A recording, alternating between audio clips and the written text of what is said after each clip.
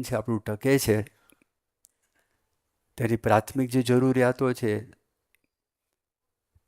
એ ભગવાન સિવાય કોઈ માણસે બનાવી નથી. આપણને અનાજ સિવાય ચાલે નહીં તો જમીન ભગવાને બનાવી, પાણી સિવાય ચાલે નહીં, વરસાદ છે આપણે પાડતા નથી, પ્રકાશની જરૂર પડે તો સૂર્ય આપણે બનાવ્યો નથી, હવાની આપણને જરૂર પડે તો હવા પણ આપણે બનાવી નથી. તો જો પ્રામાણિક માણસ હોય તો પ્રામાણિક માણસ પોતાના મનની અંદર એવો વિચાર કરે કે જેણે આ બનાવ્યું છે એનો ખૂબ ખૂબ આભાર. મને આવા માતા પિતા આપ્યા, એ જેણે આપ્યા છે એમનો આભાર. મને આવા ભાઈ બહેન આપ્યા તો એનો આભાર માનું છું. મને શરીરે બધી રીતની અનુકૂળતા છે, સ્વસ્થતા છે, તો એ પણ ભગવાનનો હું આભાર માનું છું. એ આભારની જે ભાવના છે એ જ્યાં સુધી હશે ત્યાં સુધી માણસ છે પ્રાર્થના કરતો રહેશે. હવે જ્યારે સ્કૂલની અંદર અભ્યાસ કરતા હતા ને તે વખતે ઘણા બધા વિષયોમાં એક વિષય અમને નૈતિક વિજ્ઞાનનો હતો, મોરલ સાયન્સ. હવે એમાં એક પ્રસંગ આવે છે કે એક રાજા હતા, બહુ ઘમંડી હતા, અને રાજા પોતે એવું જ માનતા પોતે જ ભગવાન છે, ભગવાનનું અસ્તિત્વ છે જ નહીં. અને નાનપણમાં જો બાળકોને, બાલિકાઓને એટલે એના સંતાનને જો ભગવાનની વાત કરવામાં ના આવે, તેનો ઉછેર જ્યારે થાય ને મોટો થાય ત્યારે ભગવાનમાં એ માણસ માને જ નહીં. હવે રાણી ગર્ભવતી હતા અને થોડા સમયમાં રાણીને સંતાનની પ્રાપ્તિ થવાની હતી. એટલે રાણીને આવીને વાત કરી કે જો મારે પ્રયોગ કરવો છે, અને એ પ્રયોગ એવો કરવો છે કે તારે એક પણ શબ્દ ભગવાન સંબંધી તારા સંતાનને કહેવાનો નહીં, અને જો તું સંતાનને ભગવાન સંબંધી કંઈ પણ વાત કરીશ અને મને ખ્યાલ આવશે તો હું તને દેહાંત દંડની સજા આપીશ. બધા મંત્રીઓને વાત કરી દીધી, તમારામાંથી કોઈ પણ વ્યક્તિએ ભગવાનની કાંઈ પણ વાત મારા સંતાનને કરવાની નહીં. અને બધા જાણતા હતા રાજા હતા, ક્રૂર હતા, અને રાજાને જો શંકા પણ પડે તો મારી નાખે. એટલે એને જોવું હતું કે મારા સંતાનને હું ભગવાન સંબંધી એક પણ વાત ન કરું તો પણ ભગવાન સંબંધી વાતનો અંકુર મારા પુત્રની અંદર ઉત્પન્ન થાય છે કે નથી થતો, એ એમને પ્રયોગ કરવો હતો. અને સાબિત કરવું હતું ભગવાન નથી. અને પછી તો સંતાનનો જન્મ થયો, સંતાન ધીરે ધીરે મોટો થવા લાગ્યો. પછી 4-5 વર્ષનો થયો તો બધા શિક્ષકો એને શીખવાડવા માટે ઘરે પણ આવતા, પણ એકદમ એ તકેદારી રાખતા, અને એના જે વિશ્વાસુ માણસો હતા, વિશ્વાસુ માણસો દ્વારા એ પાક્કું કરતા કે ભગવાન સંબંધી એક પણ શબ્દ મારા સંતાનના કાનની અંદર જવો ના જોઈએ. લગભગ 10 વર્ષનો થયો અને રાજા એક વખત પોતાના ઝરૂખાની અંદર સૂર્યનો અસ્ત થઈ રહ્યો હતો. એનો જે મહેલ હતો તો ટેકરી ઉપર હતો, એટલે ત્યાંથી સૂર્ય અસ્ત થતો હોય બહુ સારી રીતે દેખાય. અને એના પ્રાંગણની અંદર બગીચો હતો મોટો, સરસ મજાનો. એનો કુંવર ત્યાં આગળ રમતો હતો ઝરૂખાની અંદર. એણે જોયું કે મારો કુંવર અહીંયા આગળ રમે છે, એને જોઈને રાજી થતા હતા. હવે એ સૂર્ય અસ્ત થઈ રહ્યો હતો અને તે જ વખતે એણે જોયું પોતાનો જે કુંવર એ ઘૂંટણ ઉપર પડી ગયો, અને જે દિશાની અંદર સૂર્ય હતો એ દિશાની અંદર હાથ જોડી અને પોતે કંઈ ગણગણતો હતો. આને બહુ નવાઈ લાગી. એ સીધા ઉપરથી નીચે આવ્યા, નીચે આવીને એના પુત્રની પાછળ ઊભા રહી ગયા સાંભળવા માટે કે આ શું બોલે છે, મારે સાંભળવું છે. એને કંઈ બરોબર સંભળાયું નહીં. એના દીકરાને કીધું તું શું કરતો હતો? એણે પિતાજીને વાત કરી કે પિતાજી, હું તો જેણે આ સૂર્ય બનાવ્યો એનો આભાર માનતો હતો. અત્યારે આ પવન વાહી રહ્યો છે, આ બધા પક્ષીઓ પોતાના માળા તરફ જઈ રહ્યા છે, વાતાવરણ એકદમ ખુશનુમા છે, તો જેણે બનાવ્યું હશે તેમનો હું આભાર માનું. તું બોલ, તને આ વાત કોને કરી? કે કોઈ નહીં. તું પહેલી વખત આવું કરે, પહેલી વખત જ. તારી માએ વાત કરી છે? ના. તારા શિક્ષકોએ વાત કરી છે? ના. કોઈ મારા મંત્રીઓએ વાત કરી છે? ના. તે વખતે રાજાનું પરિવર્તન થાય છે. એટલે રાજાના મનની અંદર થયું કોઈક ઇન્નેટ વસ્તુ છે માણસની અંદર, કોઈક મોરલ સેન્સ છે કે જેના આધારે જ્યાં સુધી આભારની સાચા અર્થમાં લાગણી હશે તો એ માણસ વિચારશીલ છે, પશુ નથી. એટલે એક દિવસ એવો આવશે કે એના મનમાં થશે કે આ જેણે બનાવ્યું છે એનો મારે આભાર છે, આભાર માનવો જોઈએ. એટલે એક તો આ વાત છે. બીજી વાત છે કે ભૂલોનો પસ્તાવો. માણસના જીવનમાં ભૂલ થઈ જતી હોય છે અને ભૂલનો ડંખ માણસના અંતરની અંદર થાય છે અને એ ડંખ છે ને મટતો નથી. એને વારંવાર યાદ આવ્યા કરે છે. બહારથી બધું જ સારું દેખાતું હોય પણ એના અંતરમાં એ સુખ નથી હોતું. ગરીબ માણસ હોય, પૈસાદાર માણસ હોય, બુદ્ધિશાળી હોય, ગમે તેવો હોય, પણ એણે જો ભૂલ કરી હોય અને એ ભૂલ એને સતાવ્યા જ કરે, એટલે એને જો કોઈ ભગવાન કે સંત મળે, એની પાસે પોતાની વ્યથા રજૂ કરે તો તે વખતે એના અંતરની અંદર ટાઢકનો અનુભવ થાય છે. એના પરથી પણ એને ખ્યાલ આવે છે કે ભાઈ આ વસ્તુ છે, ભગવાન કે સંત સિવાય આનું નિરાકરણ કોઈ કરી શકે એમ નથી. તો ભૂલોનો પસ્તાવો. કાઠિયાવાડની અંદર એક દરબાર હતા, એના એક નજીકના બહુ જ મોટા ભાયાત. હવે તે વખતે કેવું હતું, અંગ્રેજોનું રાજ્ય હતું ને, તો અંગ્રેજોએ કામ શું કરેલું હતું, રાજાઓ બધું શાસન કરતા હતા અને રજવાડાઓને અંદર અંદર ઝઘડા આવે અને ડિવાઇડ એન્ડ રૂલની પોલિસી કરે અને સાથે સાથે એ લોકો સ્વાભાવિક એની ચામડી ઉજળી અને થોડું કદાવર શરીર, બોલે પણ અંગ્રેજીની અંદર. તો આપણા બધા રાજાઓ હતા, એના કુંવરો હતા, એના માટે સ્પેશિયલ કોલેજોની સ્થાપના કરી, સ્કૂલની સ્થાપના કરી અને ત્યાં એને ભણાવવા લાગ્યા ઇંગ્લિશની અંદર. અને બધી જ પ્રકારનું એજ્યુકેશન, હોર્સ રાઇડિંગ હોય તો ઘોડા દોડાવવા, ચલાવવા, પોલો રમત રમવી, સ્વિમિંગ કરવું, એ બધી જ પ્રકારનું શિક્ષણ પણ આપે અને પ્રશાસન છે કેવી રીતે કરવું એ પણ શીખવાડે, સ્વાભાવિક છે. હવે એ હોય તો માણસને તે વખતે વિલાયત જવાનો શોખ. તો વિલાયતની અંદર ત્યાં આગળ જઈએ, ત્યાં આગળ પણ આપણે ભણીએ, ત્યાં આગળ પણ શીખીએ. ગાંધીજી પણ ગયા હતા, સરદાર વલ્લભભાઈ પટેલ પણ ગયા હતા, ઘણા બધા આપણા દેશના માણસો ગયા હતા ને અહીંયા આગળ આવીને તૈયાર થયા હોય. એમાં આ વ્યક્તિ પોતે વોચશોપ કરવા માટે પણ બધા જતા, પાસે પૈસા પણ પુષ્કળ હોય તો આ ફ્રાન્સ, પેરિસ ગયેલા, એના ભાયાત એકદમ નજીકના. અને પેરિસ તે વખતે તમે જુઓ, દુનિયા અંદર વિષય ભોગની ભૂમિ, દારૂ, માટી, અવેરી, તમે જે કાંઈ કહો, તમારી પાસે પૈસા હોય તો પૈસાથી તમે બધું જ ખરીદી શકો એવું પેરિસની નામના આખા દુનિયાની અંદર. એ ત્યાં આગળ ગયા હતા, ન કરવાના બધા જ કુકર્મ, જે કાંઈ કહીએ બધા જ કુકર્મ એણે કર્યા હતા.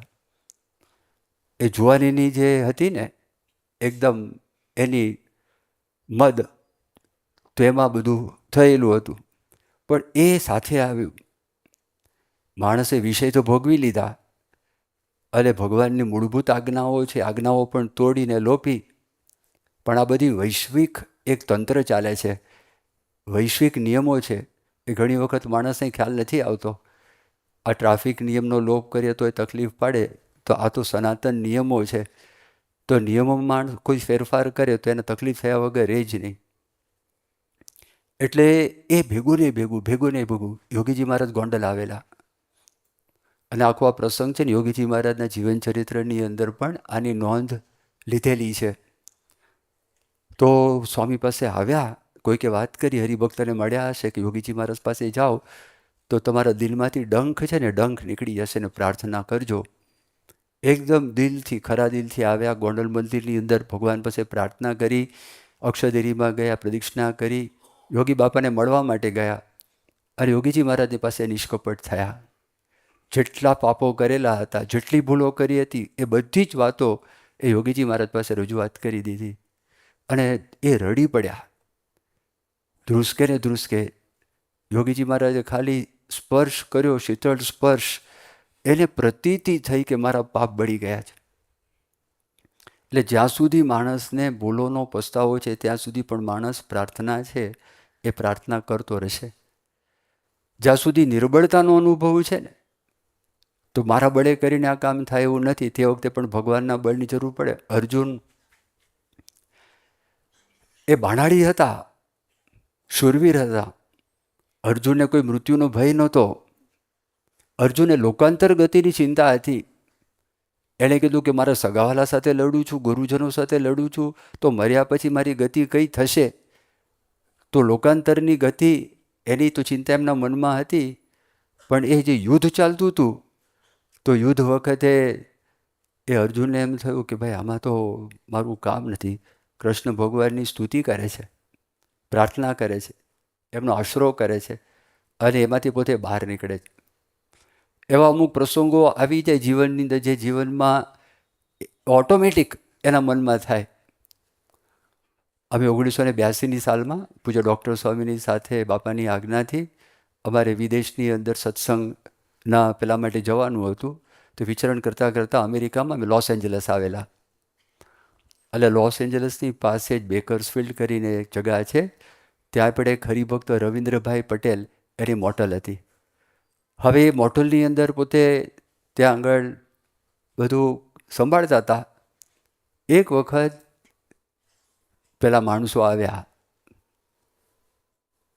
અને જેને આપણે કહીએ ને કે બંદૂક લઈને, અત્યારે આપણે શબ્દો બોલાતા નથી એટલે હું બોલતો નથી, પણ એ જે સ્પેશિયલ છે કે જ્યાં મોટાભાગના બધા ગુનાઓ એ જ લોકો કરતા હોય છે. એ દાખલ થયા અને દાખલ થઈને બંદૂક ધરી સીધી જ, એટલે જોયું કે આ તો કંઈ થાય એવું છે નહીં. એને લઈ ગયા, ચોરી કરી લીધી. ચોરી કર્યા પછી એને બંદૂક રાખી, મોટલની જ રૂમ છે, રૂમમાં લઈ ગયા. રૂમમાં લઈ જઈને એને ટેપથી બાંધ્યા, સુવાડી દીધા ઊંધા, અને પાછળ 2 હાથ, પગ પણ બાંધ્યા, હાથ પણ બાંધ્યા. આ બધું જ કર્યું. અને સીધો જ એને ત્યાં આગળ ટ્રિગર છે માથા ઉપર દબાવી, પણ આમના હાથ છે એ ત્યાં આગળ આમ સુવાડેલા હતા અને મોઢું બંધ કરેલું હતું. અને મનથી એણે પ્રમુખ સ્વામી મહારાજને યાદ કર્યા. અને પ્રમુખ સ્વામી મહારાજને યાદ કરીને મનથી પોતે એવું બોલ્યા કે સ્વામી આપને આ છેલ્લા દંડવત છે. અને પહેલાં ટ્રિગર દબાવી, ફૂટી નહીં. 2 વખત કર્યું એને, અવાજ આવે તો ખાલી ગડબડ લાગે છે. જેમ શાસ્ત્રીજી મહારાજના વખતમાં રણછોડભાઈનું થયું હતું ને, રણછોડભાઈને મારવા માટે પહેલાં આવેલા હતા. એને કીધું કે જો ભગવાન કરતા છે, આ સંત મારીને કરતા છે, અને એમની ઈચ્છા હશે તારી ગોળીથી મારીશ, બાકી તમને કશું થવા નથી, માર જા. એની તો વિડીયો પણ પડી ગઈ. એટલે દબાવ્યું, કશું થયું નહીં, અને બચ્યા. નિર્બળતા, હવે આમાં કાંઈ કરતાં કાંઈ થાય એવું છે જ નહીં. પ્રફુલભાઈ પટેલ કરીને લંડનના આપણા હરિભક્ત, બહુ બાહોશ વ્યક્તિ, પેલા આફ્રિકા હતા. અને યોગીજી મહારાજ 1970ની સાલમાં ગયા હતા. અને તે વખતે એરપોર્ટ ઉપર લેવા માટે બધી વ્યવસ્થા પણ એમણે કરેલી હતી. અને જેટલા સ્કોટલેન્ડ યાર્ડના ચીફ એમને પણ યોગી બાપા પાસે મોકલેલા હતા. પછી ખ્રિસ્તી ધર્મના જે વડા હતા લેમ્બેથ પેલેસની અંદર ડૉક્ટર રામસે કરીને, એ જે મુલાકાત કરવાની હતી, તો મુલાકાતમાં પણ એ, અને એટલા બધા યુગાન્ડાથી બધાને કાઢેલા હતા. તો બધા માણસોને ત્યાં આગળ ફરી વખત પુનર્વસન કરે, રિહેબિલિટેશન કરે, એની અંદર પણ આગળ પડતો ભાગ લેનારા જ એ વ્યક્તિ. લંડનમાં નગરયાત્રા 1970ની સાલમાં જે સેન્ટ્રલ લંડનમાંથી નીકળી, તો એની અંદર પણ બધી જ પરવાનગી લાવનારા, બધી વ્યવસ્થા કરનારા આ પ્રફુલભાઈ પટેલ. અને બહુ જ બાહોશ વ્યક્તિ, એકદમ સખત અને સ્પષ્ટ વક્તા, અને પાછા એ યોગીજી બાપાના શિષ્ય અને પ્રમુખ સાહેબ મહારાજના પણ શિષ્ય. એ તાજ હોટેલની અંદર પોતે હતા. અને પછી તો પહેલાં લોકો તો ટેરરિસ્ટે તો ધમાલ મચાવી દીધી. પછી NSG નેશનલ સિક્યુરિટી ગાર્ડ્સ આવ્યા, એ લોકોને ફ્લશ આઉટ કરતા હતા. ક્યાં છે અવડી મોટી હોટેલ, અને હોટેલની અંદર ઘણી બધી રૂમ. અને પછી તો રાત્રે 2 વાગે એના રૂમમાં ટકોરા વાગ્યા. અને નેશનલ સિક્યુરિટી ગાર્ડ હતા ને, જેમ ટેરરિસ્ટ લોકોના જેવા કપડાં હતા ને એવા કપડાં પહેરીને આ દાખલ થયેલા. અને રાત્રે અંધારામાં આ તો ખોલે નહીં, એ કે આનો અવાજ કે ખોલશો નહીં તો આને તો હું ફાયરિંગ કરીને તોડીને મારી નાખશું તમને. એને તું કે આ ટેરરિસ્ટ જ છે. તો એ પ્રફુલ્લભાઈ પટેલ કોઈથી ગભરાય નહીં, કોઈથી ડરે નહીં, કોઈ દિવસ રડ્યા નથી, ઘણાને રડાવ્યા છે એવા એ માણસ. અને કે એટલા ઢીલા થઈ ગયા. આ આખા પ્રસંગનું વર્ણન પ્રમુખ સ્વામી મહારાજ પાસે કરતા હતા. તો પ્રમુખ સ્વામી મહારાજ પાસે એ ધ્રુસકે ધ્રુસકે રડી પડ્યા તિથલની અંદર. આ મારા ખ્યાલથી 2008માં થયેલું. હા, 2008માં. તો એ 2008ની અંદર તો એ ધ્રુસકે ને ધ્રુસકે એ ત્યાં આગળ છે એ ત્યાં રડી પડ્યા. જો નિર્બળતા, હવે નિર્બળતા તરત જ કરશે તો ભગવાન કરશે, આમાં બીજા કોઈની તાકાત નથી. એ ભગવાન જ કરી શકે, બીજો કોઈ કરી શકે એમ નથી. અને સુધારાની વૃત્તિ હોય અને પોતાના બળે કરીને એ થતું ના હોય તો ભગવાનને આપણી સિસ્ટમ એવી ગોઠવી છે, આપોઆપ અંતરથી પ્રાર્થના થઈ જાય. માણસ વ્યસન મૂકવા માટે પ્રયત્ન કરતો હોય, થતું ના હોય, અને અંતરથી એકદમ ભગવાનને પ્રાર્થના કરી કે ભાઈ હું આ 5 વર્ષથી પ્રયત્ન કરું છું કે કૃપા દ્રષ્ટિ કરો, દયા દ્રષ્ટિ કરો, આમાંથી હું મુક્તિ પ્રાપ્ત કરું. તો માણસને સુધારાની વૃત્તિ હોય તો પણ એ પ્રાર્થના કરશે.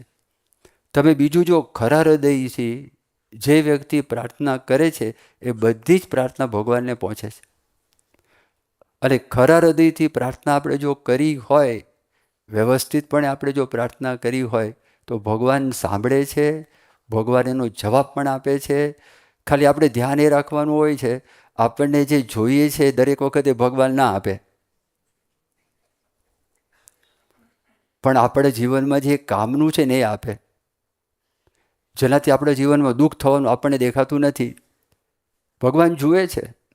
આખું સૃષ્ટિ બનાવનારા ભગવાન છે, બધાને સુખ આપનારા ભગવાન, એને કોઈ સ્વાર્થ નથી. એ શા માટે ના આપે? પણ એમાંથી આપણને તકલીફ પડે એવી હોય, આપણને મુશ્કેલી પડી એવી હોય તો આપણે ભગવાન આપે નહીં. બાકી ભગવાન છે એ સાંભળે છે.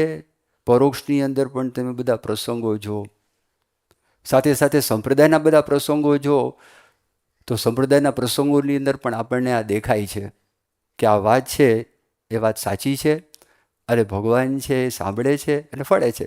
ક્યારેક આપણું પોતાનું પણ હોય તો પણ ભગવાન છે એ પોતે સાંભળતા હોય છે અને સાંભળીને ભગવાન આપણને સહાય કરતા હોય જ છે.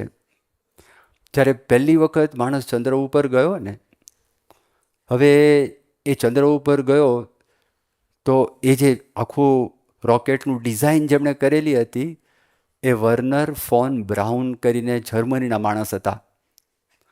અને એવું કહેવાય છે 20મી સદીના આ અવકાશી જાદુગર હતા. 20th સેન્ચુરી સ્પેસ વિઝર્ડ જર્મનીના હતા. અને એ વ્યક્તિ પહેલી વખત એમણે એક રોકેટ બનાવ્યું અને હિટલર તે બાજુમાં ઊભો હતો અને હિટલર કે તમને ડેમોન્સ્ટ્રેટ કરો. બીજું વિશ્વયુદ્ધ ચાલતું હતું અને રોકેટ બનાવ્યું. રોકેટનું નામ હતું V2. અને એ રોકેટ જેવું બ્લાસ્ટ થયું ને, ઉડ્યું, બાજુના ખેતરમાં પડ્યું. એટલે હિટલર એનો ખભો થાબડ્યો. એને કીધું ગુડ અટેમ્પ્ટ, બહુ સારું કામ કર્યું. તો પહેલી વખત એમને આ ટાઈપના રોકેટ બનાવેલા એ માણસ. પણ હિટલર એને આખી દુનિયા સર કરવી હતી એટલે આ લોકો ત્યાંથી ભાગ્યા અને ભાગીને આ પોતે અમેરિકા છે, અમેરિકા પહોંચી ગયા. અને અમેરિકાની અંદર જેટલા બધા રોકેટ પહેલાં જેમિની બન્યા, પછી અપોલો શરૂ થયું, 1થી શરૂ થઈ અને 11મો અપોલો એ રોકેટ ચંદ્ર ઉપર ગયું. એ સેટર્ન 5 રોકેટ એની આખી ડિઝાઇન કરનારા આ માણસ. હવે જ્યારે આ બધા જાણો છો ઇતિહાસ, જૂના માણસો જાણતા હશે કે પહેલી વખત રોકેટ આપણા અવકાશની અંદર બીજા ગયેલા બહાર, પણ ચંદ્ર સુધી, ચંદ્રની નજીકમાં પહોંચે અને ચંદ્રની પ્રદક્ષિણા કરે એ અપોલો 8મું રોકેટ હતું. એમાં બોરમેન કરીને કમાન્ડ મોડ્યુલ પાયલટ હતા. પછી આખું પ્રદક્ષિણા કરી, જોયું, ચંદ્ર ઉપરના બધા ફોટાઓ પાડ્યા. પછી અપોલો 9મું વિમાન પણ પ્રદક્ષિણા કરી. અપોલો 10 રોકેટ હતું એને પણ બધી પ્રદક્ષિણાઓ કરી. પછી નક્કી કર્યું કે 3 વખત ચંદ્ર સુધી જઈ આવ્યા છે, આપણે ફરીને આવ્યા છે, આપણા અવકાશયાત્રીઓ ત્યાં સુધી પહોંચી અને પાછા સુરક્ષિતપણે પાછા આપણા દેશની અંદર પૃથ્વી ઉપર આવી ગયા છે. એ પાક્કું થયું. પછી અપોલો 11મું એ ત્યાં આગળ જાય છે. પણ જેવું કાઉન્ટડાઉન શરૂ થયું ને, અને જેવું કાઉન્ટડાઉન શરૂ થયું, કાઉન્ટડાઉન એટલે જ્યારે રોકેટ બ્લાસ્ટ થવાનું હોય ને, તે કાઉન્ટડાઉન શરૂ થાય એટલે શરૂ કરે 10, 9, 8, 7, 6, 5, 4, 3, 2, 1 અને ફાયર. એ એ બોલે, એ કાઉન્ટડાઉન કહેવાય. એ કાઉન્ટડાઉન થતાં પહેલાં એકલો, કારણ કે જ્યારે આ હતું ને 2 માઇલના અંતરમાં કોઈ પણ હ્યુમન માણસ, કોઈ હ્યુમન એટલે કોઈ માણસ એ નજીકમાં નહીં, કોઈ વાહન નજીકમાં નહીં, કારણ કે એ જે હતું એમાં એટલું બધું બળતણ હતું કે ત્યાં આગળ ફૂટે તો બોમ્બ ફૂટે એટલો મોટો ધડાકો થાય. ખાલી આ નજીકમાં હતા અને એની જે જગા હતી એ જગાની અંદર પોતે ઘૂંટણ ઉપર પડી અને દિલથી ભગવાનને પ્રાર્થના કરી. અને પ્રાર્થના એ કરી કે હે ભગવાન, આ બધા ચંદ્ર ઉપર તો માણસ જાય છે, પણ એ સેફલી ચંદ્ર ઉપર પહોંચે અને પહોંચીને પાછા આવે તેવી કૃપા કરજો. એને કોઈ પૂછ્યું કે તમે શું પ્રાર્થના કરતા હતા? હું આ પ્રાર્થના કરતો હતો. પછી ઘણા બધા ઇન્ટરપ્રિટેશન લોકો કરે છે. પ્રાર્થના એવી કરી કે ભાઈ અહીંથી માણસને ચંદ્ર ઉપર અમે મોકલી શકીએ, પણ ત્યાંથી પાછા લાવવા તમારા હાથમાં જ, એ અમારા હાથમાં નથી. અમે તો ત્યાં સુધી મોકલી શકીએ પણ પાછા લાવવા અમારા હાથમાં નથી. અને ત્યાં ગયું, નીલ આર્મસ્ટ્રોંગ ગયા, પછી આ બસ એલ્ડ્રિન ઉતરીને પાછા આવ્યા, અને માઇકલ કોલિન્સ 3 જણા હતા જે કમાન્ડ મોડ્યુલમાં ફરતા હતા. એ સેફ લેન્ડિંગ થયું, આખા વિશ્વમાં મોટું જય જયકાર થઈ ગયું, બધું થયું. 12માં પણ વાંધો ના આવ્યો રોકેટને. એપોલો 12, એપોલો 13 એ જે રોકેટ જ્યારે ગયું તો ચંદ્ર 2,40,000 માઇલ દૂર, 2,00,000 માઇલનું અંતર કાપી દીધેલું. તે વખતે 13મી એપ્રિલના દિવસે રાત્રે 9 વાગે એની ફ્યુઅલ ટેન્કમાં ધડાકો થયો. અને જેવો ધડાકો થયો એની ફ્યુઅલ ટેન્ક બળતણની ટાંકી ફાટી ગઈ, અને ફાટી ગઈને સીધું કમાન્ડ મોડ્યુલ 2 હતા. તમે એનું જો રોકેટનું જો તો 363 ફૂટ ઊંચું રોકેટ હતું, આ 36 માળ ઊંચું. અને એની ઉપર જે ચંદ્ર ઉપર ગયું એ જુદું હતું, લુનર લેન્ડર એ જુદું હતું આખું, અને નીચે કમાન્ડ મોડ્યુલ રોકેટ જુદું. હવે એ ત્યાં આગળ ધડાકો થયો એ સીધું જ હ્યુસ્ટનની અંદર અમેરિકામાં એના બધા સમાચાર આવ્યા, અને કીધું એ લોકોનું ઇમરજન્સી હોય ને, બધી લાઇટ્સ બ્લિંક થવા લાગી. અને એમાં એવું આવ્યું કે ફ્યુઅલ સેલ્સ છે એ ખતમ થઈ ગયા છે, બળતણના જે હતા એ ખતમ થઈ ગયા. એ ખતમ થયા જ એનો અર્થ એમ કે થોડીક વખતમાં ધ કમાન્ડ મોડ્યુલ વિલ ડાય. એ જે આખું જે નીચેનો ભાગ હતો એ મરી જશે, એટલે એ કામ કરતો અટકી જશે. એ કામ કરતો અટકશે તો પછી આવું કેવી રીતે અહીંયા આગળ? એ મોટો પ્રશ્ન આવીને ઊભો થયો. અને જેવી આ વાતની ખબર પડી, હવે એમાંથી કેવી રીતે રસ્તો કાઢવો? ચંદ્ર ઉપર જવાનો તો કોઈ પ્રસંગ હતો જ નહીં. અને પછી તો નીચેથી સમજાવ્યું કે તમે કેવી રીતે કરો, શું કરો, આમ કરો, તેમ કરો. એમ કરતાં કરતાં આ રોકેટ છે પૃથ્વી પર આવ્યું, અને આવીને માણસો બચી ગયા. અને આખા વિશ્વની અંદર તે વખતે 2 અબજ માણસની વસ્તી હતી. અમેરિકાના રાષ્ટ્રપતિ નિક્સને આખો સંદેશો કેવડાવેલો કે આ બધા એસ્ટ્રોનોટ્સ છે સેફલી રિટર્ન થાય માટે બધા પ્રાર્થના કરજો. વેટિકનમાં, રોમમાં ત્યાં પ્રાર્થના, અમેરિકામાં બધી ચર્ચીસમાં પ્રાર્થના, ન્યુયોર્ક સ્ટોક એક્સચેન્જ છે એની અંદર પણ પ્રાર્થના, એ લોકોની પાર્લામેન્ટ છે ત્યાં આગળ પણ મૌન અને પ્રાર્થના, સ્કૂલો છે સ્કૂલોની અંદર પણ પ્રાર્થના. આપણા દેશ અહીંયા સમાચાર આપણને મળેલા દેશમાં એની અંદર પણ પ્રાર્થનાઓ. એ પ્રાર્થના ચાલુ હતી. અને પછી નાસાવાળા, જેમ આપણી ઈસરો છે એમ નાસાવાળાએ એક મેડેલિયન બહાર પાડેલું, અને મેડેલિયનની અંદર હાથ જોડેલો, આપણે અહીંયા આગળ સર્કલ છે જેમાં હાથ જોડેલા છે, એવી રીતે એક બાજુ સિક્કાની એક બાજુ હાથ જોડેલા છે, અને બીજી બાજુ એવું લખેલું એન્ડ ધ વર્લ્ડ પ્રેડ. તો નાસાના જ આપણે જેમ બુક સ્ટોલ છે, તો નાસાના સુવેનર શોપની અંદર આ મેડેલિયન વેચાતા હતા તે વખતે. અને એનો સ્વીકાર કર્યો કે આપણે ભગવાનને પ્રાર્થના કરી. તે વખતે ત્યાં આગળ એક સ્કૂલ હતી. એ સ્કૂલની અંદર 14 છોકરીઓ, અને છોકરીઓ કેવી હતી, એકેની IQ 80 કરતાં વધારે હતી નહીં, પણ એને સમજ પડતી હતી કે કંઈ ગડબડ થઈ છે, આપણા અવકાશયાત્રીઓની મુશ્કેલી પડી છે. તો એ 14 છોકરીઓ ભેગી થઈ અને ત્યાં આગળ આ લોકોની સેફ રિટર્ન થાય એના માટે પ્રાર્થના કરતા હતા. આના ઉપર એક ફિલ્મ પણ અમેરિકાની અંદર બહાર પડી ગઈ છે, અને જે મુખ્ય વ્યક્તિ છે એ એક્ટિંગ કરે છે એ એકેડમી એવોર્ડ વિનર વ્યક્તિ છે, ટોમ હેન્ક્સ કરીને. એ માણસે આ કરેલું છે.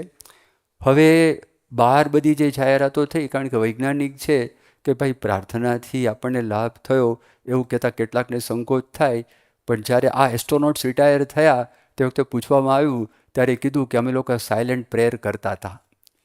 જે જેમ્સ લોવેલ કરીને માણસ, જે મુખ્ય વ્યક્તિ, એણે કીધું કે અમે સાયલેન્ટ પ્રેયર કરતા હતા. બીજા એસ્ટ્રોનોટે પણ વાત કરી કે અમે સાયલેન્ટ પ્રેયર છે એ કરતા હતા. પણ ત્યાં આગળ ઓપરેશન રૂમ હોય નીચે, કંટ્રોલ રૂમ, કંટ્રોલ સેન્ટર, જ્યાં બધા કમ્યુનિકેશન કરતા હોય, એમાં જેરી વુડફ્રીલ કરીને એક વૈજ્ઞાનિક હતા. એણે કીધું કે માણસોએ પ્રયત્ન કર્યો, વાત સાચી, રિયલ ટાઈમ ફેન્ટેસ્ટિક એન્જિનિયરિંગ એ પણ વાત સાચી, એની ના નથી, પણ કંઈક જુદું થયેલું છે. અને હું પોતે એન્જિનિયર છું. તે વખતે અહીંયા આગળ ઇમરજન્સી રૂમમાં મોનિટરિંગ પણ કરનારો હું હતો, પણ કેટલાક પ્રસંગો મારી પાસે આવ્યા, એના આધારે મને એવું લાગ્યું કે આમાં બીજા કોઈકે મદદ કરેલી છે ને ભગવાન છે. હવે what really happen to Apollo 13 એક લેખ એણે લખ્યો છે, જેરી વુડફ્રીલે. એમાં વર્ણન કરે છે એ કે જે વખતે શોર્ટ સર્કિટ થયેલી, શોર્ટ સર્કિટથી ધડાકો થયો હતો, એ અકસ્માત થયો, તો જે વખતે લોન્ચ પેડ ઉપર રોકેટ ઊભું હતું ત્યારે ધડાકો કેમ ન થયો. પછી બીજી વાત કરી એ કે રસ્તાની અંદર 2 લાખ માઇલના અંતરે થયું. ધારો કે ચંદ્ર ઉપર આ લોકો પહોંચી ગયા હોત અને ત્રીજો પાયલટ છે એ પ્રદક્ષિણા કરતો હતો, તે વખતે શોર્ટ સર્કિટ થઈ હોત તો શું થાત? તો પેલા લોકો તો ઉપર આવી શકત નહીં. પછી એણે બીજી વાત કરી, એણે કીધું કે આગળ જે ચંદ્ર ઉપર લેન્ડ કરવાનું હતું ને ત્યાં ચાલતું હતું, પાછળ મોટું જે હતું બધું બંધ થઈ ગયું હતું, એમાં પાવર કટ થઈ ગયો હતો, અને આગળ થોડો પાવર હતો. હવે એ પાવરના આધારે આટલું મોટું ચલાવીને પૃથ્વી ઉપર આવવાનું હતું. હવે એ બેઉ છે ને આમ જોઈન્ટ છૂટા પડે અને જોઈન્ટ થઈ શકે, અને વચ્ચે છે ને ટનલ જેવું હોય. હવે આ લોકો એવું કર્યું કે એમાંથી બહાર નીકળી અને એની જે બધી હવા અને એ બધી આ બાજુ નીકળી, ઓક્સિજન પણ ખતમ થઈ જાય, એ નીકળી ન જાય એટલે એનો લેચ બંધ કરવા માટે પ્રયત્ન કરતા હતા. લેચ બંધ ન થાય. એ કે આટલું સારું, આટલું નાનું મિકેનિઝમ અને આટલા બધા અપોલો રોકેટ્સ ગયા, અને આની અંદર આટલું સિમ્પલ મિકેનિઝમ અને આ નાસાવાળા કામ કરે, આ કામ ન કરે તો કઈ રીતે બની શકે? પછી એણે બીજી વાત કરી. એણે એવું કહ્યું કે બળતણની ટાંકી તૂટી ગઈ ને તો રોકેટને ફરતા એના બધા કટકાઓ ફરી વળેલા, એટલે અંદર બેઠેલાને દેખાતું નહોતું કે કઈ દિશામાં જવું. પણ આવતા પહેલાં એ રોકેટ જ્યારે લેન્ડ થયું તો તે એક નેવિગેશન એન્જિનિયર હતો, એણે એવો વિચાર કર્યો, દાખલા તરીકે આ લોકોને તકલીફ શું, ખરાબમાં ખરાબ શું તકલીફ પડી શકે એવી છે? તો કે ખરાબમાં ખરાબ તકલીફ એ પડે, માની લો કે તારાઓ ચમકતા જ બંધ થઈ જાય, એ તારાઓ નિશાની છે. પેલા શરૂઆતમાં દરિયામાં જતા ને તો ઉત્તર ધ્રુવનો તારો છે ને એ જોએ, વાદળ આવે તો મુશ્કેલી પડી જાય, એ તારો દેખાય નહીં, તો ઉત્તર ધ્રુવનો તારાના આધારે ખબર પડે કે આ ઉત્તર તરફની દિશા છે. તો તારાના આધારે નક્કી કરે કે આપણે કઈ બાજુ જઈ રહ્યા છે. દેખાતું હતું નહીં. તો નેવિગેશન એન્જિનિયર પહેલી વખત આટલા અપોલો રોકેટમાં પહેલી વખત એક નવી સિસ્ટમ અંદર ઇન્સ્ટોલ એવી કરી, એ સિસ્ટમમાં એવું હતું કે દાખલા તરીકે તારાઓ જ છે, કલ્પના કરો ચમકતા બંધ થઈ જાય તો શું કરો? તો કે સૂર્ય તો છે, ચંદ્ર તો છે, પૃથ્વી તો છે, અને પૃથ્વીમાં દિવસ અને રાત જ્યાં લાઈન પડે છે એટલો ભાગ છે, એના આધારે કોર્ડિનેટ્સ નક્કી કરીને એક નવી નેવિગેશન સિસ્ટમ ઇન્સ્ટોલ કરી, તો જે આ બધું બંધ થઈ ગયું હતું ને એ કામ લાગી નીચે ઉતરતી વખતે. અને પછી એ જે નાનું જે ચંદ્ર ઉપર વાહન ઉતરવાનું હતું ચંદ્રયાન, તો એમાંથી જે પાવર હતો એ પાવર આની અંદર તમે નાખો તો આપણે નહીં, તમે બેટરી ચાર્જ કરો છો, અરે મોબાઈલ ફોન ચાર્જ કરો છો, પછી અંદર આવે કે આ 25% થયું ને 50% થયું ને આટલા ટકા થયું. અમુક સમય પછી ચાર્જ થાય ને. તો અમુક વસ્તુ એવી છે તમે ચાર્જ કરવા માટે મૂકો તો કલાક તમારે મૂકવું પડે તો ચાર્જ થાય, બાકી ચાર્જ ના થાય. તો આને ચાર્જ કરવા માટે 1 કલાક સુધી જોઈએ, પણ 1 કલાક સુધી ચાર્જ કરે તો પાવર બધો ખતમ થઈ જાય, એ રહે નહીં. તે લોકોને ઓક્સિજન પણ મળે નહીં, મરી જાય. તો એ લોકો એને જમ્પ ચાર્જ આમાંથી કમાન્ડ મોડ્યુલમાં નાખવાનો હતો. તે લોકો ટ્રાય તો કરીએ, પહેલાં કીધું થશે નહીં, પણ ટ્રાય કરીને થયો. હવે એ લોકોને આજ સુધી સમજાતું નથી કેમનો થયો, પણ એ થયો. પણ જ્યારે ઉતરવાના હતા, જે ઠેકાણે ઉતરવાના હતા ત્યાં વાવાઝોડું આવવાનું હતું. અને એનું પોતાનું આ રોકેટ છે ને, જેમ સમુદ્ર હોય, સમુદ્રની અંદર સડ ના હોય, અને પછી જે દિશાની અંદર પવન હોય દિશામાં તમારું હોડકું ચાલે, એમ એ લોકોનું રોકેટ જતું હતું કે હવે શું કરવું જોઈએ, શું થાય છે. પણ જેવા અંદર દાખલ થાય ને, વાવાઝોડું બંધ થઈ ગયું. અને જે ઠેકાણે નક્કી કરેલું ને એ ઠેકાણે એ પ્લેન ત્યાં આગળ લેન્ડ થયું. એટલે આ માણસે જેરી વુડફિલ્ડ કહે છે કે આમાં માણસની તાકાત નથી. આટલા બધા તમે ભેગા કરો પ્રસંગો, એના આધારે ખબર પડે છે કે આ માણસોએ ભગવાનને પ્રાર્થના કરી, એ પ્રાર્થનાના આધારે આ લોકો બચેલા છે. એટલે જો આવો પ્રસંગ બને, તે પ્રસંગની અંદર પણ આપણને ખબર પડે છે કે આ વસ્તુ આમ છે. બીજું પણ તમે જો, મેં તમને એપોલોની વાત કરી, એવી રીતે આ બીજા વિશ્વયુદ્ધની અંદર આવા ઘણા બધા પ્રસંગો થયેલા. એમાં એક માણસ હતો ફ્રેન્ઝ વર્ફલ કરીને, એ મૂળ ઓસ્ટ્રિયા દેશ છે, અને ઓસ્ટ્રિયાની પાસે બીજું બોહિમિયા કરીને પણ દેશ તે વખતે હતો. એ માણસ ઓસ્ટ્રિયા બોહિમિયાનો માણસ, એ પોતે નવલકથા લખનારો માણસ, પછી નાના નાના નાટકો લખનારો વ્યક્તિ, એક કવિતા લખનારો વ્યક્તિ, એ બુદ્ધિશાળી માણસ, પણ યહૂદી હતો. ઓસ્ટ્રિયા ઉપર ચડાઈ કરી, અને જેવી ચડાઈ કરી તો ફ્રેન્ઝ વર્ફલ ત્યાંથી ભાગ્યો, કારણ કે જેટલા બુદ્ધિશાળી માણસોને મારી નાખવાના, અને જે લોકો લેખકોને મારી નાખવાના, વૈજ્ઞાનિકોને મારી નાખવાના પહેલાં જ, કારણ કે એ લોકોને એનાથી ડર હતો. ત્યાંથી ભાગ્યા અને ભાગીને ફ્રાન્સ પહોંચ્યા. તો હિટલરની આર્મી છે, ફ્રાન્સ પણ કેપ્ચર કર્યું. એ ફ્રાન્સ કેપ્ચર કર્યું ને, તો હવે શું કરવું? એ લોકો ત્યાંથી પણ ગુપ્ત રીતે ભાગ્યા, સ્પેન પહોંચ્યા.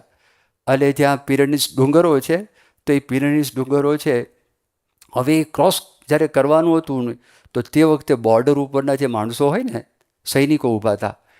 હવે આ ક્રોસ કેવી રીતે કરવું? તો એ માણસે મનની અંદર ત્યાં વખતે પ્રાર્થના કરી કે અહીંયા આગળ લોર્ડ્સ નામની એક જગ્યા છે, ત્યાં આગળ એક ધર્મસ્થાન છે, જેમાં આપણે ગોંડલ અક્ષરદેરી છે ને, તો ગોંડલ અક્ષરદેરી લોકો માનતા માનવા માટે જાય છે. દર વર્ષે લાખોની સંખ્યામાં બધા આપણા હરિભક્તો પણ હોય છે, બહારના માણસો પણ માનતા માનવા માટે આવે છે. તો ત્યાં આગળ એવું કહેવાય છે, બર્નેડેટ કરીને એક મહિલા થઈ ગયા. એ મહિલાને ત્યાં આગળ દેવીએ દર્શન દીધેલા હતા, અને ત્યાં આગળ પછી ધર્મનું સ્થાન થયું, અને લોકો એની માનતા માનતા હતા. તો એણે ત્યાં આગળ માનતા માની કે જો હું આમાંથી સેફલી પસાર થઉં તો હું બહાર નીકળીશ, અને બહાર નીકળીને હું તારા ઉપર પુસ્તક લખીશ, આવી એને મનમાં માનતા કરી. અને ત્યાંથી પસાર થયા અને નીકળી ગયા. અને નીકળી ગયા ત્યાંથી એ પોર્ચુગલ ગયા, લિસ્બન, અને લિસ્બનથી સ્ટીમરમાં બેસીને અમેરિકા આવ્યા. અમેરિકા આવીને એ વ્યક્તિએ ત્યાં આગળ પુસ્તક લખ્યું. પુસ્તકનું નામ છે ધ સોંગ ઓફ ધી બર્નડેટ. અને એની અંદર આને પ્રાર્થનાનો જે પોતાનો અનુભવ થયો એ લખ્યો. અને એ પુસ્તકનું પહેલું જ વાક્ય છે, એ જબરજસ્ત વાક્ય છે. પુસ્તકમાં ફર્સ્ટ લાઈન એવું લખે છે કે those who want to believe need no explanation. Those who do not believe, explanations are not enough. જેને શ્રદ્ધા છે એને કોઈ સમજૂતી આપવાની જરૂર નથી, અને જેને શ્રદ્ધા નથી એને બધી સમજૂતી આપો ને તો એ મનાતું નથી. આ એનું પહેલું જ વાક્ય છે પુસ્તકની, બહુ ફેમસ હતું. એના પર પણ એક ફિલ્મ પડી, અને એ ફિલ્મ 12 ઓસ્કર નોમિનેશન અવોર્ડ્સ એ ફિલ્મ માટે હતા. એમાંથી 4 ઓસ્કર એવોર્ડ એને પ્રાપ્ત થયા એ ફિલ્મને. આખું પ્રાર્થના ઉપર જ પુસ્તક છે. અમે તમને થોડી પરોક્ષની વાત કરી. સંપ્રદાયના દ્રષ્ટાંતો જો, તો સંપ્રદાયના દ્રષ્ટાંતોની અંદર પણ આપણને જોવા મળે છે કે ખરા હૃદયથી કરેલી જેટલી પ્રાર્થનાઓ છે ને, એ પ્રાર્થનાઓ એ ફળે છે. મહારાજના વખતથી તમે શરૂ કરો અને મોહનસાઈ મહારાજના વખત સુધી જાઓ તો દરેક વખતે આપણને એવું જોવા મળે છે. જો ગુણાતીતાનંદ સ્વામી હતા, તો ગુણાતીતાનંદ સ્વામી જૂનાગઢમાં હતા અને જૂનાગઢની અંદર હરિકૃષ્ણ મહારાજની મૂર્તિની પ્રતિષ્ઠા કરવાની હતી. હવે એ પ્રતિષ્ઠા કરવાની હતી, એમાં થયું શું, રઘુવીરજી મહારાજ વડતાલથી પહેલાં ગઢડા ગયા અને ગઢડા ગયા તે વખતે રઘુવીરજી મહારાજની કાન ભંભેરણી કરી કેટલાકે, જે લોકો સદભાવી નહોતા, અને એમને રઘુવીરજી મહારાજ જૂનાગઢ જાય એવી ઈચ્છા નથી, એવા માણસો હતા. તો એ માણસોએ બધું કીધું કે જૂનાગઢની અંદર તો પાણી, પથ્થરિયું પાણી છે, તમને ફાવશે નહીં. અને જૂનાગઢની અંદર તો વિરોધ ઘણો બધો છે અને ત્યાં આગળ તો નવાબી રાજ્ય છે, એટલે તમે ના જાઓ તો સારું. એવી બધી વાતો કરી. રઘુવીરજી મહારાજ રોકાઈ ગયા. ગુણાતીતાનંદ સ્વામીને આ વાતની ખબર પડી એટલે ગુણાતીતાનંદ સ્વામી આમ બોલ્યા કે આપણું તો એક ભગવાન છે, ભગવાન સિવાય આપણું કોઈ છે નહીં, ચાલો આપણે ભગવાનને અરજ કરીએ. એટલે ગુણાતીતાનંદ સ્વામી શ્રીજી મહારાજને પ્રાર્થના કરી, મહારાજ આ રઘુવીરજી મહારાજ વડતાલથી નીકળ્યા અને ગઢડાની અંદર પણ હરિકૃષ્ણ મહારાજની મૂર્તિની પ્રતિષ્ઠા કરવાની હતી અને અહીંયા પણ કરવાની હતી, પણ અહીંયા આગળ નથી આવતા, તો દયા દ્રષ્ટિ કરજો, કૃપા દ્રષ્ટિ કરજો. એ જ રાત્રે સ્વપ્નમાં શ્રીજી મહારાજે રઘુવીરજી મહારાજને દર્શન દીધા અને દર્શન દીધને રઘુવીરજી મહારાજને વાત કરી, વડતાલથી શેના માટે નીકળ્યા હતા? જૂનાગઢ જવા માટે નીકળ્યા હતા, તો હવે કેમ બંધ રાખ્યું છે? મહારાજ જેવા બોલ્યા ને, જાગી ગયા હતો અને જાગીને સવારના પોરમાં તૈયાર થઈ ગયા. તો જેટલા લોકોએ કીધું હતું ને જવાનું નથી, એમણે જોયું આ તો રસાલો તૈયાર કર્યો છે જવા માટેનો. તો કીધું ક્યાં ઉપડ્યા તમે?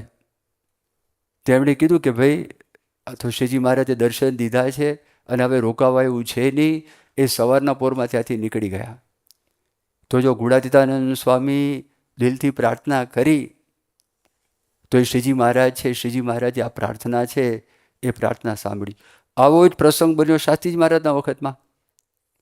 શાસ્ત્રીજી મહારાજ વડતાલથી બહાર નીકળ્યા તો શાસ્ત્રીજી મહારાજને કોઈ અહમમત્વ નહોતો. કાંઈ અપમાન થયું હોય, પોતાનું સચવાયું ન હોય, એવો કાંઈ પ્રસંગ બન્યો જ નથી, કોઈ કરતાં કોઈ પ્રસંગ નહીં. પણ આ વચનામૃતની અંદર ભગવાન સ્વામિનારાયણ જે સિદ્ધાંત માટે આ પૃથ્વી ઉપર આવ્યા અને એના પ્રવર્તન માટે જ શાસ્ત્રીજી મહારાજ વડતાલ છે એનો ત્યાગ કર્યો અને વડતાલમાં હરિકૃષ્ણ મહારાજને પ્રાર્થના કરીને નીકળેલા, અમારી સાથે તમે રહેજો.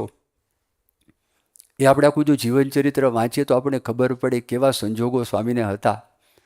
એમાંથી સ્વામી બહાર નીકળ્યા હતા અને કેટલી એમની સામર્થ્ય, કેટલી એમની તાકાત કે ત્યાંથી નીકળ્યા. 6 જ મહિનાની અંદર બોચાસણમાં ત્યાં પ્રતિષ્ઠાનો અવસર આવ્યો અને સ્વામી ત્યાં આગળ ગયા. યજ્ઞશાળાની અંદર અક્ષર પુરુષોત્તમ મહારાજની મૂર્તિ, અત્યારે બોચાસણની અંદર જે મૂર્તિઓ છે એ જ મૂર્તિઓ, હવે એ મૂર્તિ લોકો લાવ્યા અને તે વખતે કોઈ ક્રેનની વ્યવસ્થા તો નહોતી, પણ ચેઇન કંપા હતા.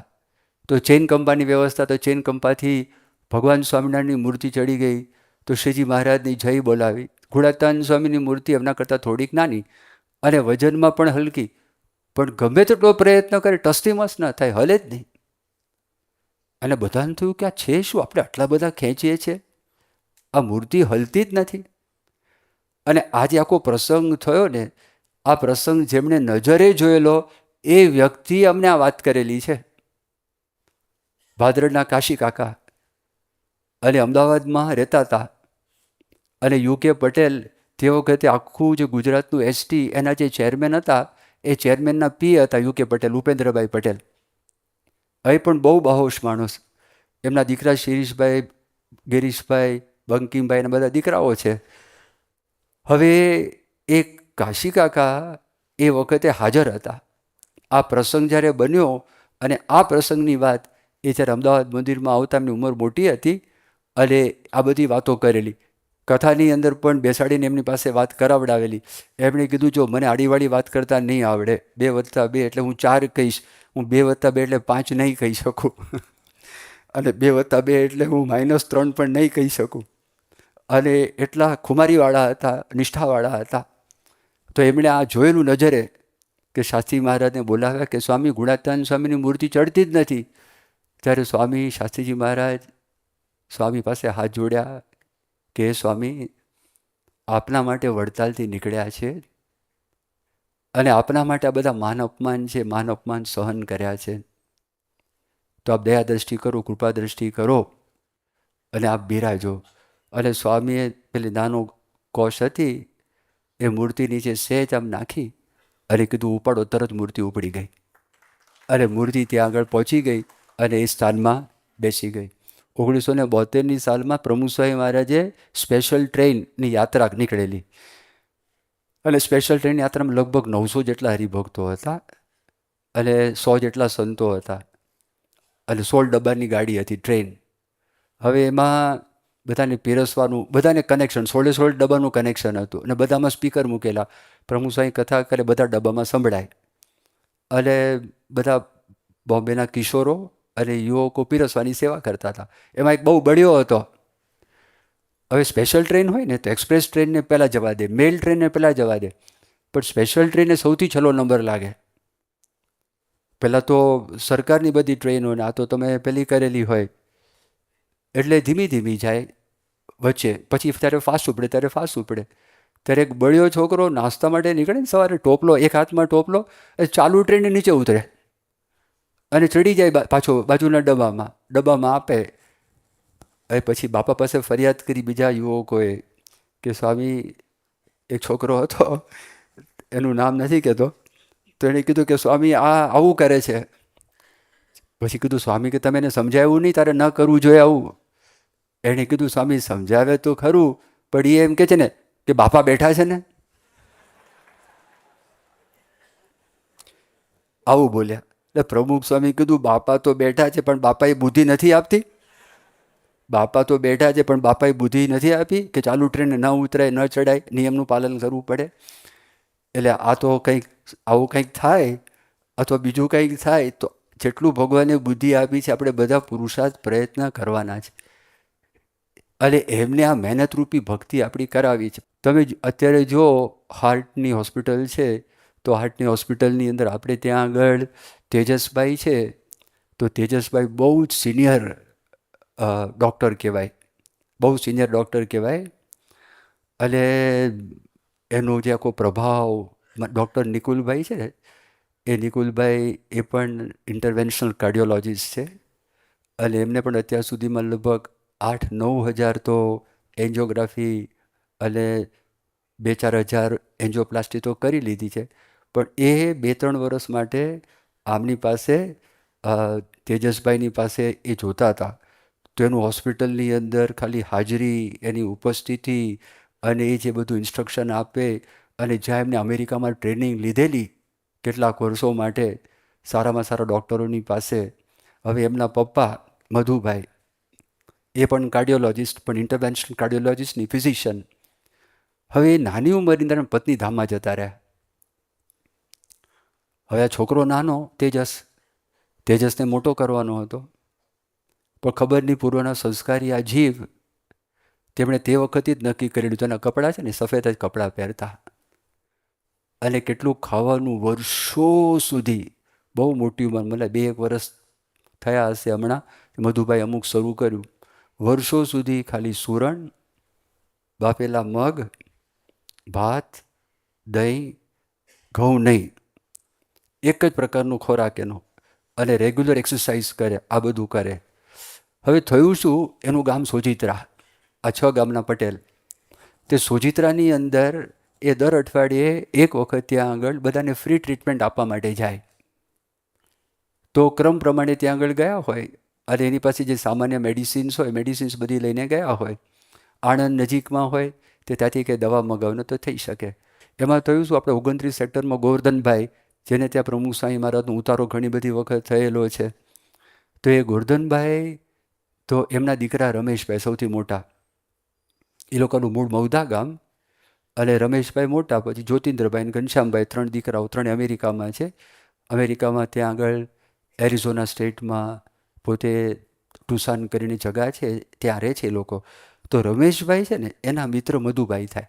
મધુભાઈની ઉંમર 4 વર્ષ એના કરતાં મોટી. પ્રમુખ સ્વામી મહારાજને વાયરલ ઇન્ફેક્શન થયું સારંગપુરમાં, અને આ ફિઝિશિયન અને આ એમના મિત્ર, એટલે ડૉક્ટર મધુભાઈને વાત કરી કે મધુભાઈ તમને એક વાત કરું, મારા ગુરુ છે પ્રમુખ સ્વામી મહારાજ, તો તમે એમને જોવા માટે આવી શકો? કે ક્યાં આગળ છે? સારંગપુર. સારંગપુર ક્યાં આવ્યું? તો કે અમદાવાદમાં હતા, અહીંથી 145 કિલોમીટર દૂર થાય.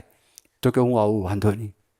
હવે એનો દીકરો તેજસ 12મા સાયન્સની પરીક્ષા, અને આ બાજુ એમણે આ વાત કરી, એટલે કીધું કે સારું હું આવું. તો ત્યાં આગળ ગયા, બાપાને જોયા, બધી દવાઓ આપી, અને પહેલી જ વખત સારંગપુર, અને આ તો પ્રમુખ સ્વામી મહારાજ, અને તો આપણે ક્યાં વાત કરી, સત્પુરુષ મોહન સ્વામી મહારાજને કોઈ મળે, પ્રમુખ સ્વામી મહારાજને મળે તો ડૉક્ટર કોણ છે જ પ્રશ્ન થાય. કોણ કોના ડૉક્ટર? તો અશ્વિનભાઈ મહેતા એ બહુ સિનિયર મોસ્ટ બોમ્બેના, આખા કદાચ ઇન્ડિયાના ઇન્ટરવેન્શનલ કાર્ડિયોલોજિસ્ટ કહેવાય. એ પ્રમુખ સ્વામી મહારાજને જોવા આવ્યા હતા, અને પ્રમુખ સ્વામી મહારાજને કીધું કે સ્વામી કોણ કોના ડૉક્ટર છે એ જ પ્રશ્ન છે. સ્વામી કહે જો આ તો અરસપરસ છે, તમે અમારા દેના અમે તમારા જીવના, બસ જાઓ. અરસપરસ છે, અમે ડૉક્ટર તમે ડૉક્ટર, અમે તમારા જીવના ડૉક્ટર, તમે આ દેના ડૉક્ટર, એમ કરીને સ્વામી વાત કરી. એટલે એ તો બહુ રાજી થયા મધુભાઈ. પણ બીજે દિવસે પછી નીકળવું હતું એમને, કારણ કે તેજસને બીજે દિવસે પરીક્ષાની અંદર પરીક્ષા ખંડમાં મૂકવા માટે મધુભાઈ પોતે જ હતા. એટલે કીધું સ્વામી હું નીકળું. સ્વામી કે ના, સવારે અમારી પૂજા પતી જાય ને પછી તમે જજો. એટલે પૂજામાં બેઠા, અને પૂજામાં તો પ્રાર્થના, મૂર્તિના પદો, મહિમાના પદો, એ બધું આવે. વાતાવરણ જ જુદું લાગ્યું. પૂજા પત્યા પછી બોલાવ્યા, આશીર્વાદ આપે, હવે તમે જાઓ. તો તેજસ છે, તો તેજસને બોર્ડમાં નંબર આવ્યો. બીજે મેડિકલ કોલેજમાં first MBBS, second MBBS, third MBBS, દરેક વખતે મોટે ભાગે ફર્સ્ટ જ હતા, ક્યારેક સેકન્ડ આવે. પછી આગળ જે કર્યું એમાં MDમાં ગોલ્ડ મેડલિસ્ટ થયા, DMની અંદર પણ આગળ વધ્યા. આ બધું થયું. એ મધુભાઈને પ્રાર્થનામાં એટલો રસ લાગ્યો. જે દિવસે તેજસ ભણીને બહાર નીકળ્યા એ દિવસે મધુભાઈ પોતાની ક્લિનિક, દવાખાનું બંધ કરી દીધું, અને બંધ કરીને તેજસને બધું સોંપી દીધું. અને એ સવારે આવે, આપણે શણગાર આરતીમાં મંદિરે, અમદાવાદ મંદિરે આવે, અને અમદાવાદ મંદિરે આવી અને ત્યાં આગળ સવારની કથા અટેન્ડ કરે. કથા અટેન્ડ કર્યા પછી 9 વાગે ફરી વખત મંદિરમાં આવે, 3 ખંડ, 12 વાગ્યા સુધી એક એક ખંડની અંદર બેસી, અને એ છે ને માળાનો જપ, સ્વામિનારાયણ મંત્રોનો જપ. પછી પેલું આ મશીન આવે છે ને, તમે કંઈક પડે દબાવો ટક ટક થાય, એટલે એનાથી પછી શરૂ કર્યું. અને પછી ઘરે જાય તો ઘરે પણ આપણી તે વખતે બધી કેસેટો આવતી, ઓડિયો કેસેટ સાંભળે, એ બધું કરે. એ જ પ્રવૃત્તિ અત્યાર સુધીમાં, એ પ્રવૃત્તિ તો એટલું બધું એને પ્રેક્ટિસ પડી ગઈ. કથા કરતા હોય ને એનું છે ને નામ રટન ચાલુ હોય, નામ રટન મનમાં ચાલુ હોય, કથા ચાલુ, કથા બધી સંભળાય, નામ રટન પણ ચાલુ હોય. મેં એમને પૂછ્યું મધુભાઈ કેવું તમને થાય? અહીંયા એકદમ શાંતિ છે, એકદમ શાંતિ. એટલે એ વ્યક્તિ જો તેજસ સત્સંગની અંદર તો કારણ કે બધા કામમાં આવે નહીં. એમણે પૂછ્યું પ્રમુખ સ્વામી મહારાજ માટે તમારો ભાવ કેવો? તેમણે એવી વાત કરી, તેજસે કીધું મારા બાપુજી બહુ પ્રામાણિક છે, મારા બાપુજીના ગુરુ પ્રમુખ સ્વામી મહારાજ છે, માટે મને એમના માટે ખૂબ માન છે. હવે આ તેજસ બોલ્યો જો આ થાય છે, કેટલી આજે આપણે લાગે પ્રાર્થના કરીએ છીએ, આ સામાન્ય વાત નથી. યોગી બાપાને મેં તમે દ્રષ્ટાંત આપ્યું. પ્રમુખ સ્વામી મહારાજ જો 1980ની સાલમાં મુંબઈમાં ભગવાન સ્વામિનારાયણનો 199મો જન્મદિવસ ઉજવવાનો હતો. આપણને જમીન મળે નહીં. મ્યુનિસિપાલિટીને પૂછ્યું, મ્યુનિસિપાલિટી ના પાડી દીધી કે આઝાદ મેદાન છે, આઝાદ મેદાન કાંઈ ધાર્મિક કોઈ સંસ્થાને કે ધાર્મિક કાર્યક્રમ કરવા માટે આઝાદ મેદાન નથી. ના પાડી દીધી એમણે તો. ચોપાટી, પહેલાં ચોપાટીના મેદાનમાં કરવાનું હતું, એમાં મ્યુનિસિપાલિટી ના પાડી દીધી. આઝાદ મેદાનમાં ના પાડી દીધી. પછી ક્રોસ મેદાનમાં ના પાડી દીધી. એટલે પ્રમુખ સ્વામી મહારાજને વાત કરી, સ્વામી આ મહારાજનો જન્મદિવસ ઉજવવો કેવી રીતે? જગા તો મળતી નથી. સ્વામી કે બધા સંતોને રાતની તમારી સભા પતે, અડધો કલાક છે ધૂન કરવાની, સ્વામિનારાયણ સ્વામિનારાયણ સ્વામિનારાયણ ધૂન કરવાની. એ રોજ કાર્ય 15 મિનિટ કે અડધો કલાક રોજ કાર્યક્રમ ચાલે. અને આ બાજુ બધા મહેનત કરે. એટલે સ્વામી કે તમે ચાલુ રાખજો, ચાલુ રાખજો. આખો મોટો પ્રસંગ છે આ એકદમ. અને એ પ્રસંગની અંદર આખું તંત્ર એવું થાય છે કે એમાં અમદાવાદમાં એક હરિભક્ત રહેતા હતા, પુરુષોત્તમ દાસ કરીને. એ કેવા માણસ, નિષ્ઠાવાળા ખરા, પણ સમયાની અંદર છે ને કોઈ દિવસ જ્યારે જવાના હોય ને પાછા એ રજા લેવા ના આવે. શાસ્ત્રીજી મહારાજની કોઈ દિવસ રજા ન લે કે સ્વામી હું જાઉં છું. શાસ્ત્રી મહારાજ ધામમાં ગયા, યોગી બાપા આવ્યા, ઉત્સવ થાય, ઉત્સવમાં આવે, કથામાં બેસે, બધું કરે, પણ રજા લેવા ન જાય કે સ્વામી હું જાઉં છું. કેમ નહીં? એ કે રોકી દેતો. પણ રોકવામાં વાંધો શું છે કે જો મને મંદીની રોટલીઓ ફાવે નહીં, મારે ગરમ પાણી જોઈએ, અને મંદીનું ખાવાનું મને ફાવે નહીં, અને મને રોકવાનું કે ના પડાય નહીં, એટલે હું રજા લેવા માટે જાઉં નહીં. એમાં 1979ની સાલની અંદર એવું થયું કે મણિભાઈ સલાડવાળા ધામમાં ગયા. એ નિમિત્તે પારાયણ રાખેલી હતી અટલાદરાની અંદર.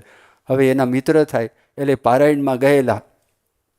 અને આ પારાયણમાં ત્યાં આગળ ગયા, અને ખબરની ધૂનમાં ને ધૂનમાં એ બધા રજા લેવામાં હરિભક્તો જતા હતા ને દર્શન કરવા, એ લાઈનમાં ઘૂસી ગયા. અને એને છે ને સુરત રહી જ નહીં કે મારે રજા નથી લેવાની. એ જેવા આવ્યા અને બોલાઈ ગયું એનાથી કે પ્રભુ સાંઈ મહારાજને કે સ્વામી હું જઉં છું અમદાવાદ, રજા લઉં. સ્વામી કે રોકાઈ જાઓ.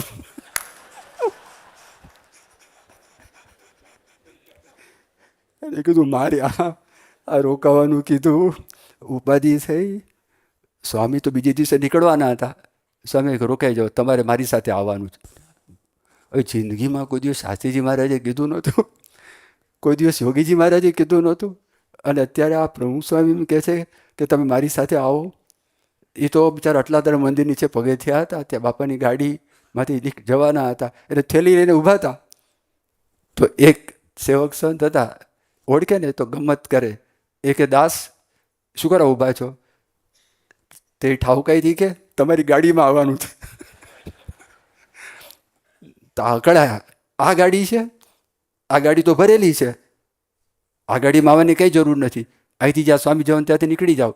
તો પ્રભુ સ્વામી મહારાજ તો બહુ ચકોર, એ દૂરથી જોયું કે આ લોકોનો ડાયલોગ ચાલે. સ્વામી કે દેવ મેં કીધું છે આપણી સાથે આવવાનું. બાપાએ કીધું પછી તો છૂટકો જ નહીં. બાપા કે નહીં શા માટે ભેગા લાવો, બોલે જ નહીં ને, મોઢામાંથી બોલે નહીં. આ વિચાર કરે કે શું કરો ભેગા લીધા. ત્યાંથી લોકો નીકળ્યા, આણંદ પહોંચ્યા, અને આણંદમાં પણ કંઈ બોલ્યા નહીં. પછી ત્યાંથી નડિયાદ પહોંચ્યા, ત્યાં પણ કંઈ બોલ્યા નહીં. પછી ત્યાંથી નાર જવાનું, તેનું મૂળ ગામ નાર. અને નારમાં આવ્યા ને તે વખતે મુંબઈથી ફોન આવ્યો, હર્ષદભાઈ દવે, પૂછે ઈશ્વર સ્વામીના પૂરાશ્રમના ફાધર, અને આ રૂમમાં હતા. અને હર્ષદભાઈ કહેતા હતા કે સ્વામી આપણને હજી સુધી જમીન મળી નથી, અને બધાની ના છે, તો સ્વામિનારાયણ પત્રિકામાં પ્રકાશમાં જાહેરાતમાં આપણે આપી દઈએ. અનિવાર્ય સંજોગોને લીધે આ ઉત્સવ છે આપણે મોકૂફ રાખેલો છે, આપણે ઉત્સવ કરી શકીએ એમ નથી, અને આપ જો કહો તો. સ્વામી કે બધા ધૂન કરો, ભગવાન સારું કરશે. પણ સ્વામી હજી સુધી કશું થયું નથી, હવે આપણી પાસે સમય નથી, સમય બહુ ઓછો છે. સ્વામી કે ધૂન કરો, ભગવાન બધું સારું કરશે. અને આ દાસ છે ને પુરુષોત્તમ દાસ બધું સાંભળતા હતા. એણે વાત કરી કે સ્વામી બહુ, એ પાછા નમ્ર બહુ હતા, કે આપને એક વિનંતી, કે જો આપ કહેતા હોય તો મારો ભાણો છે રણજીત ભાનુ, એ હાઈકોર્ટના એડવોકેટ છે, અને મહારાષ્ટ્રના ચીફ મિનિસ્ટર સાથે ઘર જેવો સંબંધ છે. જો આપ કહેતા હોય તો એમ કહું કે ભલામણ કરે. તો સ્વામીએ કીધું કે એક કામ કરો, તમે કાગળ લખો, હું કાગળ લખું. એટલે પ્રમુખ સાહેબ મારે છે કાગળ લખ્યો. અને આ પુરુષોત્તમ દાસ એના ભાણો, આ એના દાસ મામા થાય. એ કે રણજીતને કહ્યું, રણજીત હું તારો મામો.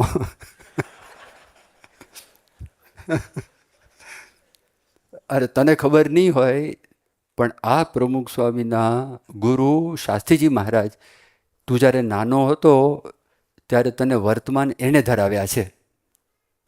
અને આજ દિવસ સુધી મેં તને એક પણ પત્ર મારા કામ માટે લખ્યો નથી, અને આ મારો સ્વાર્થ નથી, પણ તારા ગુરુ આ એના માટેનું આ કામ છે. ત્યાં ઉત્સવ કરવો છે ને જમીન મળતી નથી, માટે તું મદદ કર.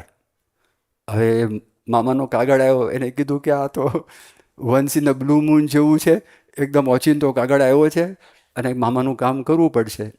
એટલે બધું મળ્યા, બધું પૂછ્યું.